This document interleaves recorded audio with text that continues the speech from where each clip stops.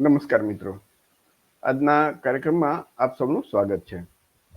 મિત્રો, જગન્નાથ મંદિર અને જગન્નાથ જે રથયાત્રા નીકળે ને એના વિશે આપણે થોડુંક જાણવું જરૂરી છે. ખાસ કરીને જે ઓબીસી, એસસી, એસટી અને ખાસ તો નીચી જાતિના જે કહેવાય હિન્દુ ધર્મમાં શૂદ્રવર્ણના લોકો, એની સાથે એ મંદિરે કેવો વ્યવહાર કર્યો હતો અને શું ત્યાં પ્રથા હતી, તો એના વિશે આપણે થોડુંક જાણીએ. અને દેવદાસી જે કહેવાય ને કે જે શૂદ્રવર્ણની મહિલાઓ ને ભગવાન સાથે લગ્ન કરી અને કાયમ માટે એનું જીવન એમાં ગુજારતા ધર્મના અને ઈશ્વરના નામે, અને પછી એ સ્ત્રીઓનું કે મહિલાઓનું, યુવતીઓનું શારીરિક શોષણ જે પુરોહિત વર્ગો કરતા, એની એક મોટી બહુ ભયંકર ઇતિહાસ છે.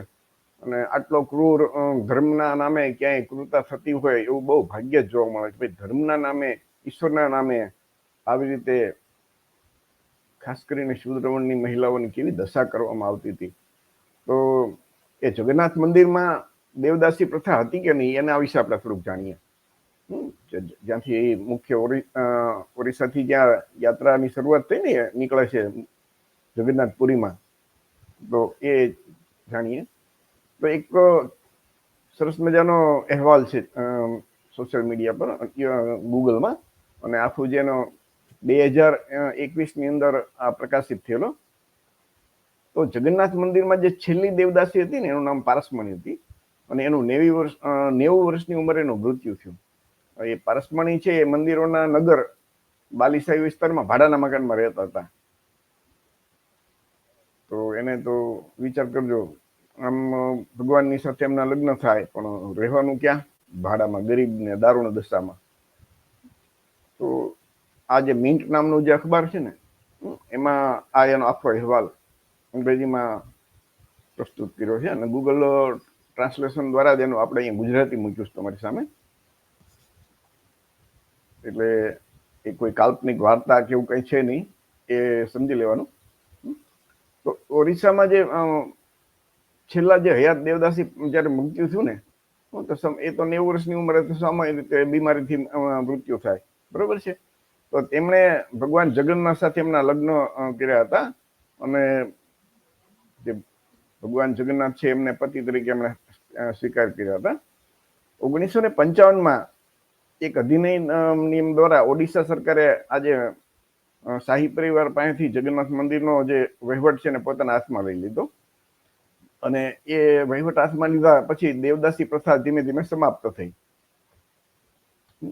પણ મંદિરમાં આ સમાપ્ત થઈ, પણ ક્યાં સુધી ચાલ્યું? તો તમે જુઓ ને તો મંદિરનો જે રેકોર્ડ છે ને એ જોવામાં આવે તો લગભગ 100 વર્ષ પહેલા પુરીમાં લગભગ 25 દેવદાસીઓ હતી. જ્યારે 1956ના ઓરિસ્સા ગેઝેટમાં મંદિરમાં 9 દેવદાસીઓ અને 11 સંગીતકારોની યાદી છે. 1980 સુધી મંદિરમાં માત્ર 4 દેવદાસીઓ જ રહી હતી, હરપ્રિયા, કોકિલાપ્રવ, પારસમણી અને શશિમણી. બાકીના ધીમે ધીમે મૃત્યુ થઈ ગયા હતા. પરંતુ લગભગ 8 દાયકા સુધી કામ કરી ચૂકેલા, વિચાર કરજો, એ 90 વર્ષની એટલે એમ કે 8 દાયકા એટલે 10 વર્ષની ઉંમરે એમને દેવદાસી બનાવી દીધી હશે, અને આખી જિંદગી એની એમાં બરબાદ થઈ ગઈ ઈશ્વર અને ધર્મના નામે. દેવદાસીની શું દશા હતી આપ સૌ જાણો છો ને, કે એ મહિલા કે યુવતીઓનું ભગવાન સાથે લગ્ન થઈ જાય અને પછી એ બ્રાહ્મણ પંડા પૂજારીઓ છે એનો શરીરનો ઉદ્ભવ કરતા, અને આવી તો ભારતના જુદા જુદા મંદિરોમાં, ખાસ કરીને જે યલમ્મા મંદિર છે ને તેમાં તો હજારો આવી રીતે દીકરીઓ દેવદાસીઓ બનતી. અને એની પાછળનું કારણ એવું કે ભાઈ એને એવી માન્યતા હતી કે જે કુટુંબમાંથી આ દીકરીને ત્યાં દેવદાસી બનાવશે તો એ કુટુંબનો ઉદ્ધાર થઈ જશે, એનું સ્વર્ગ મળશે. ટૂંકમાં આવી એવી કાલ્પનિક વાર્તાઓ ઘડી નાખી કે અભણ લોકો, શૂદ્રવર્ણના લોકો, એ વખતે તો અભણ હતા, કે ભણવાનો અધિકાર નહોતો, કઈ વિચાર્યા વગર એમ કે ભાઈ ઈશ્વરે આવું બધું રચના કરી છે તો એ સાચું જશે એમ માની, તો આવી રીતે બ્રાહ્મણ પંડા પૂજારીઓ છે, પુરોહિત વર્ગ છે, એ શૂદ્રવર્ણના લોકોને કેવી રીતે મૂર્ખ બનાવી અને એની દીકરીઓનું શોષણ કરતા. આ એનું ઉત્તમ ઉદાહરણ છે એ દેવદાસી. દુનિયામાં આવી ક્રૂર પ્રથા તમને ભાગ્યે જ જોવા મળશે. અને આ પ્રથા છે એનો પાછું એ જ જે મંદિર પ્રથા એ જ ધર્મની આપણે શુદ્રવર્ણના લોકો એની પૂજા અત્યારે આધુનિક સમાજમાં પણ એને છોડી શકતા નથી, જેમણે આના ઉપર ખૂબ અત્યાચાર કર્યો છતાં. તો 2015માં એકના અગાઉના સસેમણીનું એનું અવસાન થઈ ગયું હતું, બરોબર છે.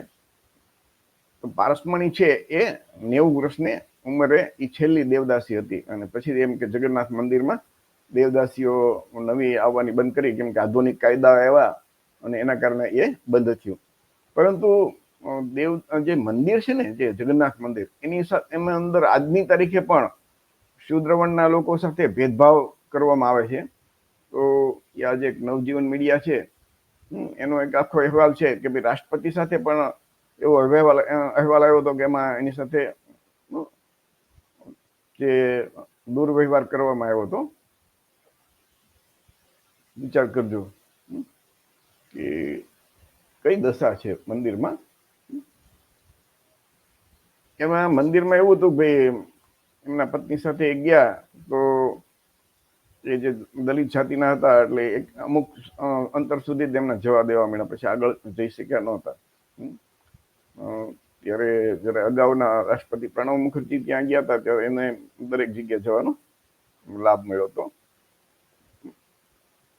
આ તમે જોઈ શકો છો. 29 જૂન 2018 નો આખો રિપોર્ટ છે ગૂગલમાં. મંદિરમાં દલિતોના પ્રવેશ માટે ઘણા આંદોલનો હાલ્યા, બરોબર. ડોક્ટર બાબા સાહેબ આંબેડકરે કીધા, તમને ખ્યાલ હશે તો એ. પરંતુ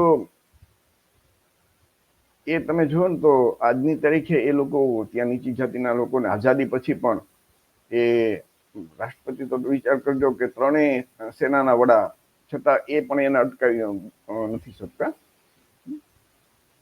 તો 1920 થી 1930 દરમિયાન મંદિર પ્રવેશના આંદોલન થયા. તો એમાં ભારત સહિત અન્ય મંદિરો, જે ઓડિશાનું મંદિર સહિત નીચી જાતિઓને જે મનાઈ હતી, તો એમાં એક વિશ્વાસ નામના એક લેખકે એના ઉપર એક આખો શોધ પત્ર બનાવ્યો હતો. એમાં એને લખ્યું હતું કે રવિન્દ્રનાથ ટાગોર છે ને, એને પણ નીચી જાતિના માનવામાં આવ્યા હતા અને એમને પણ અંદર જવા નહોતા દીધા. 1809માં એક આવી રીતે કોને અંદર જવાનું કોને નહીં જવા દેવાના એના એક કાયદા બન્યા હતા. જયારે doctor Baba Saheb Ambedkar British viceroy mount બેન્ટન સાથે એ પુરીના મંદિરમાં ગયા, તો ડોક્ટર આંબેડકરને એ મંદિરની અંદર જવા નહોતા દીધા. બ્રિટિશ સત્તા જયારે સ્વતંત્ર ભારતમાં દલિતોને પ્રવેશ ઉપર, મંદિરમાં પ્રવેશ ઉપરનો જે રોક છે એના પછી તો એ બધા માટે જવાનો એક કાનૂન બન્યા.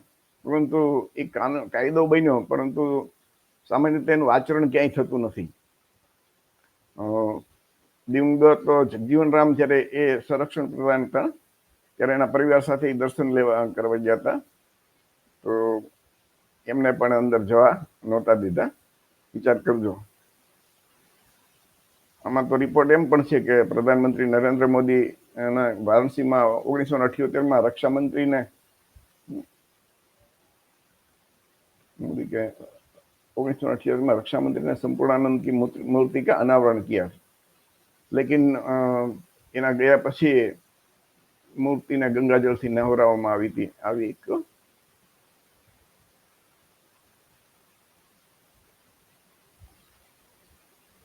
એટલે પ્રધાનમંત્રીનો વિસ્તાર છે વારાણસીમાં, એમાં આવી રીતે બન્યું હતું 1978માં કે એક મૂર્તિનું આવી રીતે પછી એને પાછું અનાવરણ તો કર્યું, પછી એ લોકોને ગંગાજળથી એનો નવરાવી દીધા હતા. ઓડિશાના પુરીમાં જે આ મંદિર છે ને જગન્નાથ મંદિરમાં, એમાં કોંગ્રેસના પીએલ પુનિયા એને પણ અંદર નહોતા જવા દીધા. એ વખતે અનુસૂચિત જાતિ ના આયોગના જે બોર્ડ છે ને એના ચેરમેન હતા. તો એને ઓડિશાના એક રાનાપાડા જે હિન્દુ મંદિર હતું ને એમાં એની સાથે આ ઘટના બની હતી. તો સંવિધાનમાં, બંધારણમાં વિચાર કરજો, આટલી જોગવાઈ હોવા છતાં મંદિરોમાં ત્યાં નથી પ્રવેશ. અને એટલે ડૉક્ટર બાબા સાહેબ આંબેડકરે હિન્દુ ધર્મ છોડી અને બૌદ્ધ ધર્મની દીક્ષા લીધી હતી. ખરેખર તો એમ થાય છે કે જે રાષ્ટ્રપતિ લેવલ પહોંચી ગયા જે લોકો, એમને પણ ખ્યાલ છે ને કે શૂદ્રો માટે હિન્દુ ધર્મમાં કેટલું લખેલું છે, તો શા માટે અહીંયા મંદિરમાં જવું જ જોઈએ. ડૉક્ટર બાબા સાહેબ આંબેડકરે મંદિરમાં પૂજા પાઠ કે એના માટેથી આંદોલન નહોતું કર્યું મંદિર અંદર પ્રવેશ માટે, પણ એક સમાનતાના હક તરીકે કે ભાઈ માનવી તરીકે તમે કોઈ રોકી ન શકો. કેમ કે બાબા સાહેબને ખબર હતી કે ભાઈ મંદિરમાં જવાથી કાંઈ ફાયદો નથી. તો આપણે બધાએ વિચારવું જોઈએ અને ડૉક્ટર બાબા સાહેબ આંબેડકરની વાત માની અને આપણે પણ એ પ્રમાણે વિચારવું પડશે. આ જ બાબતમાં 1658થી 1668 સુધી ફ્રાન્સ જે ફ્રાન્સ દેશ છે ને, ત્યાંથી એક યાત્રી, એના લેખક ભારતમાં આવ્યા હતા અને એમણે જે જગન્નાથ યાત્રા વિશે જે એના પુસ્તકમાં જે બર્નિયર કી ભારત યાત્રા નામનું જે પુસ્તક છે એમાં જેને લખ્યું છે ને, એનો અહેવાલ પણ આપણે જોઈએ એટલે સમજાય જશે કે ખરેખર કઈ દશા હતી મંદિરોની અને આપણા શૂદ્ર વર્ણના લોકોની હતી. પેલા શરૂઆતમાં જે દેવદાસી પ્રથાની વાત હતી ને ત્યારે, તો એ આ એક ફ્રાન્સના છે. ફ્રાન્સ ના એક ડૉક્ટર બર્નિયર, વિચાર કરજો કે એ 1656 થી 1668 એટલે કે ઈસવીસન 1656 થી 1668 સુધી ભારતમાં આવ્યો હતો અને મુગલ દરબારની સાથે એના સારા સંબંધો હતા. એટલે અહીંયા આવીને એને ભારતમાં એ વખતે સમ્રાટ શાહજહાં હતો, એને જ્યેષ્ઠ પુત્ર દારા સિકો અને એના ડૉક્ટર તરીકે પણ એમને કામ કરેલું. તો બર્નિયર કી ભારત યાત્રા નામનું એક પુસ્તક છે અને એ ફ્રાન્સના લેખકે એ પોતે લખેલું છે. એ પુસ્તકમાં શું લખેલું છે એના ઉપરથી થોડોક આપણને અંદાજ આવે કે એ સમયના જે એમાં જો વિદેશ યાત્રી આવે તેને કઈ ભેદભાવ ન હોય, કોઈના પ્રત્યે પૂર્વગ્રહ ન હોય, જે હોય જે દેખાય એ લખી નાખે. તો એમણે લખેલું છે કે આ જે જગન્નાથ રથયાત્રા છે ને, એના વિશે અંદર એક લેખ છે. એ વાંચ્યો ને ત્યારે આપણે અત્યારે આપણા લોકો જગન્નાથ યાત્રામાં ઉત્સાહભેર જોડાતા હોય, પણ તમે જો ને તો ડૉક્ટર બાબા સાહેબ આંબેડકર વિશે જે જબ્બાર પટેલે ફિલ્મ બનાવ્યું હતું ને, એમાં પણ આપણા લોકોને એ રથયાત્રામાં એને દોરડા વિશે ખેંચવાની પણ આપણને ઇજાજત નહોતી, અંદર જોડાવાનો પણ હક નહોતો. અને અત્યારે આપણા SC ST OBC ના લોકો આમ ગર્વથી એમાં જોડાતા હોય છે. પણ એ જગન્નાથ મંદિર જે છે એમાં શું થતું હતું, એ જગન્નાથ મંદિર વિશે જેણે લખ્યું છે એ ડૉક્ટર બર્નિયર, ફ્રાન્સના જે લેખક છે. એ પુસ્તક તમને યુટ્યુબ ગૂગલમાં તમને મળશે, એની PDF, અથવા તો એ મને એમ છે કે એમેઝોન કે એના પરથી તમને એનું વેચાતી ગવી હોય તો પણ એ મળી શકશે. ગૂગલમાં સર્ચ કરશો બર્નિયર કી ભારત યાત્રા તો તમને એ જાણવા મળશે. એમાં પેજ નંબર એનો 187 છે. એમાં એને લખ્યું છે કે બંગાળની ખાડીના કિનારે એક જગન્નાથ નામનું મંદિર એક છે, જગન્નાથ નામનું એક નગર છે. એમ ત્યાં जगन्नाथ जी का प्रसिद्ध मंदिर है, मतलब कि जगन्नाथ जी નું प्रसिद्ध मंदिर છે. जहां तक मुझे याद है प्रतिवर्ष 8 या 9 दिन तक वहां एक उत्सव चलता है. और जिस प्रकार प्राचीन समय में જે કે બીજા યહૂદીઓના આ બધા જે ઉત્સવ ઉજવતા ને એવી રીતે અહીંયા એક उत्सव उजवता था दर वर्षे. कहा जाता है कि यहाँ लगभग 1.5 लाख आदमी એ વખતની વાત છે 1658 ની વિચાર કરજો કે લગભગ 1.5 લાખ લોકો એ વખતે લોકો અહીંયા ભેગા થાય અને એક લાકડાથી મોટો રથ બનાવે અને એના ઉપર બધી મૂર્તિ બનાવીને એ બધી મૂર્તિ મૂકે, મોટો રથ બનાવે.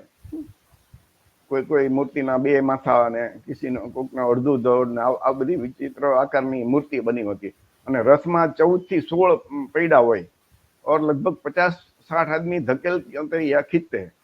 હવે એ રથ લાકડાનો બનાવેલો હોય અને એ વખતે તો કેવી રીતે આધુનિક ટેકનોલોજી હતી ને, જે વાહનો ખટારાના અંતે, તો એને લોકો ખેંચતા દોરડો બાંધી. सबके बीच में जगन्नाथ जी की मूर्ति रखी जाती है जिसे बहुमूल्य वस्त्र पहनाकर लोग अच्छी तरह सजा देते हैं. એટલે કે વચ્ચે એક જગન્નાથની મૂર્તિ રાખી દે ને પછી લોકો એક સ્થાનથી બીજા સ્થાને એને લઈ જાય છે. આ 188 નંબરના પેજ ઉપર છે કે આ બધું જગન્નાથ યાત્રા વિશે એને लखेलू है, पहले दिन समय मंदिर में दर्शन होता है, उस समय वहाँ भीड़ इतनी अधिक होती है कि कोई वर्ष ऐसा नहीं बीतता कि जब दूर से चलकर थके मांदे किसी न किसी यात्री का वहीं प्राणंत न हो। એટલે કે ત્યાં એટલી બધી ગીર્દી હોય એટલે કોક ને કોક તો મરી જ જાય અને સબ લોગ ઉસ સમય જે મરી જાય ને એ બધા પ્રશંસા કરે કે ઓ એ તો ભાગશાળી થઈ ગયો કે ભગવાનના ધામમાં એનું મૃત્યુ થયું. અને જ્યારે રથ ખેંચતા હોય ને તો એ રથ ખેંચતા ખેંચતા ગડબડ થતું હોય ને એ વખતે ગીર્દીમાં કેટલાય પૈડામાં આવીને મરી જાય. તો એના માટે એવું કહેવાતું કે ભાઈ એ તો એને સ્વર્ગ મળી જશે, એનો ઉદ્ધાર થઈ જશે. તો અમુક તો આપણા જ લોકો અંધશ્રદ્ધાળુ હોય ને વધારે, કોઈ બ્રાહ્મણ પુરોહિત થોડો અંદર એ પૈડા નીચે પડે. તો આપણા શૂદ્રવર્ણના જે આજના ઓબીસી એસસી એસટી છે ને એના પૂર્વજો એ વધારે એને આવી ધર્મના નામે ગુલામ બનાવ્યા હતા. તો એ પૈડામાં હાથે કરીને આવીને પડીને મરી જાય. એટલે કે ભાઈ આ તો એક વીરતા ભર્યું આપણે કાર્યક્રમ કામ કર્યું છે. અને એમ કે પૈડા નીચે આવીને મરી જશે ને તો આવી રીતે એને સ્વર્ગમાં પછી એમ ખૂબ વૈભવ અને સુખ મળે અને એનો ઉદ્ધાર થઈ જશે. આવી માન્યતાઓ ઊભી કરી વિચાર તો કરો. तो ऐसे अवसरों के लिए ब्राह्मणों ने अपने स्वार्थ के लिए એટલે કે પુણ્ય દાનની વસ્તુ મળે ને એના માટે લોકોમાં બધી ભ્રાંતિ ફેલાવેલી કે ભાઈ આટલું દાન કરવાનું, આમ કરવાનું તો આપણને ઉદ્ધાર થાય. અને બીજું એક જે સૌથી કુપ્રથા હતી કે એક સુંદર કન્યા નો એક જગન્નાથજીની સાથે વિવાહ કરાવી નાખે. વિચાર કરજો, સુંદર કુમારી કન્યા. હવે આમાં એ બર્નિયર એ નથી લખ્યું કે કઈ જાતિ કે વર્ણની, પણ કોઈ પણ જાતિ હોય, કોઈ પણ ધર્મની હોય, કોઈ પણ મહિલા કે કન્યા સાથે જો અન્યાય કરતા થાય એ આપણે કેવી રીતે સ્વીકારી શકીએ? કદાચ માની તો એવું જ શકાય કે હું નથી માનતો કે બ્રાહ્મણો એની કન્યાઓ જે પૂજારી હોય એની કન્યાઓને આવું કરવા માટે એ પ્રથા બનાવી હોય. એ મોટાભાગે શૂદ્રવર્ણના લોકોની સાથે જ આવું કરતા હોય. तो सुंदर कुमारी कन्या का जगन्नाथ की साथ विवाह करे और रात्र को मंदिर में जगन्नाथ मूर्ति के पास बैठा कर उसे विश्वास दिलाते हैं कि रात को स्वयं जगन्नाथ जी उसके पास आएंगे और उससे यह भी कह देते हैं कि इस वर्ष के शुभाशुभ अपनी पूजा, सवारी, रथ और दान आदि के संबंध में जो कुछ जगन्नाथ जी को आवश्यक है वो उनसे साथ पूछ ले. तो આવું માન્યતા ઊભી કરે કે ભાઈ રાત્રે એની સાથે વિવાહ, કે રાત્રે તારી પાસે ખુદ જગન્નાથ ભગવાન આવશે, તો એની પાસે તારે જે કઈ માંગવું હોય, વાતો કરવી હોય એની પાસે, તો એ બધું તું રથમાં બેસવું તો અંતે એની બધું તું એની પાસે માગી લેજે. રાતના સમયે ચોર दरवाजे थी, रात के समय चोर दरवाजे एक पुजारी उस मंदिर में चला जाता है और उस कुंवारी कन्या के साथ संभोग करता है और जो चाहता है वही बिचारी को विश्वास करा देता है કે રાતે આવે એટલે બિચારી દીકરીને તો મનમાં આવું હોય ને કે ભાઈ ભગવાન આવ્યા એટલે એ તો એમ કે ના જગન્નાથ ભગવાન ખુદ આવી ગયા. દૂસરે દિન એને બીજે દિવસે પછી રથ ઉપર ઠાઠમાઠ સાથે જગન્નાથજીની જે સહધર્મિણી બનાકર बैठावे, पर इन जिंदगी तो बर्बाद कर नाखी. वहां पहुंचने पर यह ब्राह्मण उससे कहता है कि जो कुछ रात को उसने जगन्नाथनी जो सुना है वो सब लोगों को सुनावे. એટલે એ બ્રાહ્મણે નક્કી કરેલું હોય એ અમુક એને જે દીકરીને કીધું હોય મહિલાને, એ પાછું એ મહિલા બધાને કહે કે રાત્રે જગન્નાથ ભગવાન આવ્યા હતા અને મારી પાસે અને એમણે મને આવું કીધું. તો વિચાર કરજો કે આ એક વિદેશી લેખકે લખ્યું છે. અને જે આપણે શરૂઆતમાં દેવદાસી પ્રથામાં તે પણ એનો એક જિક્ર હતો કે 2014માં જે છેલ્લી દેવદાસી જગન્નાથ મંદિરની દેવદાસી મરી ગઈ અને ત્યારે એને કીધું કે હવે ત્યાર પછી લગભગ એમ કે બધી દેવદાસીનો અંત આવી ગયો છે, પણ એવું ખરેખર હતું નહીં. તો આ હતી દેવદાસી પ્રથા. તો વિચાર કરજો કે જે આ લોકો છે એ ધર્મના નામે આજે પંડા, પૂજારી, પુરોહિત વર્ગે કઈ હદ સુધી મહિલાઓની ઉપર અત્યાચાર અને અન્યાય કર્યો. તો વિચાર કરજો. એમાં તો ઘણું કે ભાઈ એ આ બધા એ યાત્રા દરમિયાન બ્રાહ્મણો બધા ટૂંકમાં સેંકડો અશ્લીલ મહિલા પ્રત્યે ઈશારા કરે અને પણ આ બ્રાહ્મણો એમ કે બધા ધર્મનો એક અંગ જ બતાવતા હતા. વિચાર કરજો. અને વેશ્યાઓ વિશે લખ્યું હતું કે ભાઈ પછી અંતે તો એને વેશ્યા જ બનવું પડે. આ એની વિચાર કરજો આ દશા હતી. આપણે આ ફરીથી હું કહું છું કે આ જાણકારી છે એ ફક્ત આપણે તર્ક કરવા માટે છે. આપણે એમાંથી બોધપાઠ લેવાનો છે. આપણે ઘણા બધા એમ કહે છે ભાઈ અત્યારે ક્યાં એવું થાય છે, પણ એ તો અત્યારે મજબૂરી છે. એટલે આ બધા કાયદા ઉપર પ્રતિબંધ આવ્યો, ન આવ્યો હોત તો, આઝાદી ન મળી હોત તો, અંગ્રેજો ન આવ્યા હોત તો, ડોક્ટર બાબા સાહેબ આંબેડકર જન્મ્યા ન હોત તો, મહાત્મા જ્યોતિરાવ ફૂલે એ ક્રાંતિ ન કરી હોત તો આજે પણ આપણી જે માતા બહેનો ઉપર આ દશા હોત ને. અને આ સિવાય હિન્દુ ધર્મના જે શાસ્ત્રો છે ને, મનુસ્મૃતિ તમે વાંચી લેજો એક વખત. તમારામાં થોડી પણ બુદ્ધિ હોય તો મનુસ્મૃતિમાં શૂદ્રો અને મહિલાઓ, તમામ મહિલાઓ, કોઈ પણ વર્ણની, તો તમામ વર્ણની મહિલાઓ અને શૂદ્રો વિશે જે મનુસ્મૃતિમાં ખરાબ લખેલું છે એ આપણે સ્વીકારી ન શકીએ. તો મિત્રો, આ તો જગન્નાથ મંદિર અને રથયાત્રા વિશેનો એક અહેવાલ. શૂદ્ર વર્ણના તમામ ઓબીસી, એસસી, એસટી માં આવતી જ્ઞાતિઓ, જે બ્રાહ્મણ નથી કે ક્ષત્રિય નથી કે વૈશ્ય નથી, તેવા હિન્દુ ધર્મના ઓબીસી, એસસી, એસટી ના મિત્રોને વિનંતી કે તમે વિચારજો કે અત્યારે જે લોકો ગર્વથી જગન્નાથ યાત્રામાં ભાગ લેતા હોય, પણ એનો ઇતિહાસ શું છે? એ ધર્મના નામે અને ઈશ્વરના નામે કેવી ક્રૂર પ્રથાઓ ત્યાં હતી, અને એ આપણો ધર્મ કેવી રીતે હોઈ શકે? તો દરેક મિત્રોને આ વિડીયો છે એ જાણકારી માટે છે. તમે તર્ક કરજો, ચિંતન કરજો, વૈજ્ઞાનિક અભિગમ અપનાવજો. આપણા ભારતના બંધારણમાં કલમ 51F મુજબ દરેક વ્યક્તિમાં વૈજ્ઞાનિક અભિગમનો વિકાસ થાય એ દરેક વ્યક્તિની ફરજ છે. એટલે કે દરેક વ્યક્તિએ વૈજ્ઞાનિક અભિગમ અપનાવવો એની આપણી નૈતિક ફરજ છે. તો આ બધું આપણે વિચારશું, જાણશું, અને તમે તર્ક કરશો તો તમને ખબર છે કે આમાં કોઈ યાત્રામાં કોઈ વૈજ્ઞાનિક વાત છે ખરી? તો ધર્મના નામે ધંધો હોય એવું લાગે છે કે નહીં? તમે ખુદ વિચારજો, તર્ક કરજો, અને યોગ્ય લાગે એ તમે વિચાર માનજો. કે આવી પ્રથા છે, એમાં શૂદ્ર વર્ણના લોકોની સાથે કેવો વ્યવહાર જંગલનાથ મંદિરમાં થતો, એ તમે આજની તારીખે પણ શૂદ્રોને અંદર ત્યાં ગર્ભગૃહમાં જવા નથી દેતા, એ હકીકત છે. પણ છતાં હવે આપણા લોકો સમજી નથી શકતા અને ડોક્ટર બાબા સાહેબ આંબેડકરની વાત નથી માનતા, એટલે આપણે દુઃખી થઈ છે. તો વિચારજો મિત્રો, અને તમારા જે કઈ મિત્રો હોય એમને પણ આ વિડીયો દેખાડજો. કાર્યક્રમ અહીં આપણે પૂરો કરીએ છીએ. જય ભીમ, નમો બુદ્ધાય, જય સંવિધાન.